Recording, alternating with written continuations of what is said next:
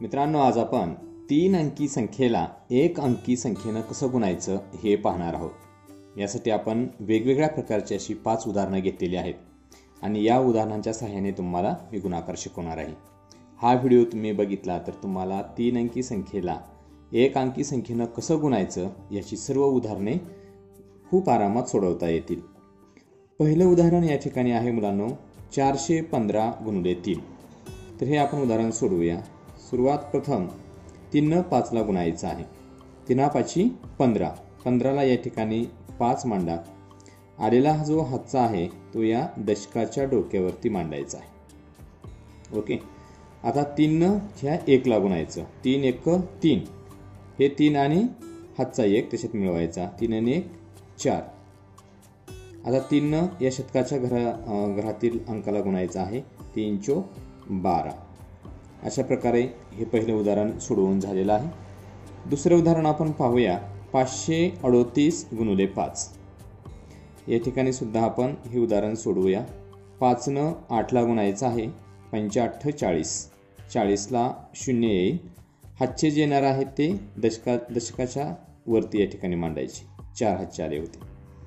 आता 5 त्रिक 15 आणि या 15 मध्ये हे हातचे आलेले 4 मिसळायचे। 15 आणि 4 16 17 18 19, 19 ला या ठिकाणी 9 मांडून घ्या आणि हातचे या शतकाच्या घरावरती इथं 1 हातचा आला। आता 5चा पाडा 5 पर्यंत मोजायचा आहे। 5 5 25, 25 आणि हे हातची त्याच्यामध्ये मिसळा 1, 25 आणि 1 26। अशा प्रकारे आपण हे दुसरे उदाहरण या ठिकाणी सोडवलेलं आहे। याचं उत्तर आले पहा 2690। आता वळूया आपण तिसऱ्या उदाहरणाकडे। उदाहरण असं आहे 916 गुणिले 7। या ठिकाणी आपल्याला 7चा पाडा येणं अपेक्षित आहे। 7 सख 42, 42 ला या ठिकाणी 2 मांडून घ्या।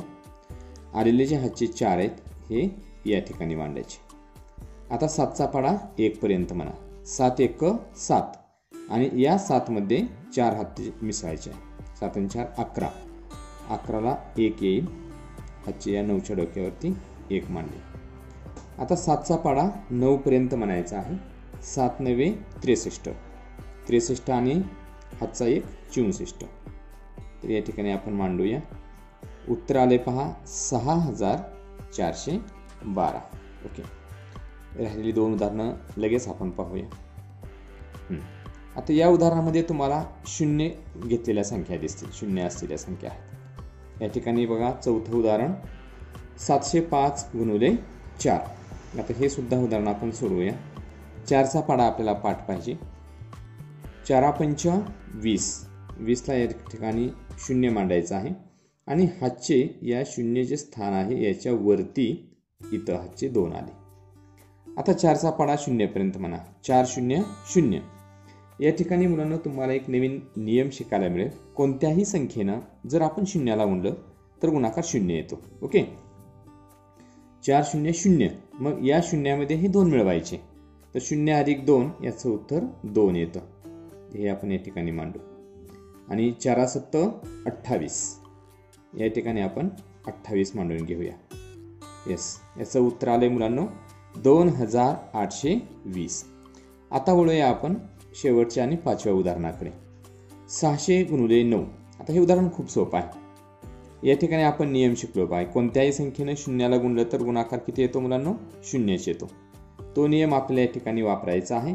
9 ने आपण 0 ला गुणलं, 9 ने 0 ला गुणलं, 0 उत्तर आलं। 9 ने ह्या दशकाच्या स्थान जे आहे दशकाच्या स्थानातील 0 ला गुणलं, 9 0 0। या ठिकाणी पण 0 आलेला आहे आणि 9 ने आता ह्या शतकाच्या स्थान या ठिकाणी 6 ह्याला गुणूया। 9 सख 54। हे अशा प्रकारे मांडून घेऊ आणि या ठिकाणी स्वल्पविराम मांडूया। तर उत्तर आले पहा 5400। तर बघा मुलांनो, तुम्हाला हा 3 अंकी संख्येचा गुणाकार समजलेला असेल। आता तुम्हाला मी शेवटी जाताना एक उदाहरण देणार आहे की जे तुमच्या स्वाध्यायासाठी आहे। हे उदाहरण तुम्ही तुमच्या वहीमध्ये सोडवायचं आहे आणि याचं उत्तर तुम्ही मला काय करायचं आहे कमेंट बॉक्समध्ये लिहून पाठवायचं आहे। उदाहरण सर्वांनी लिहून घ्या। 743 गुणिले 2. हा गुणाकार तुम्ही करायचा आणि कमेंट बॉक्समध्ये मला पाठवायचा आहे.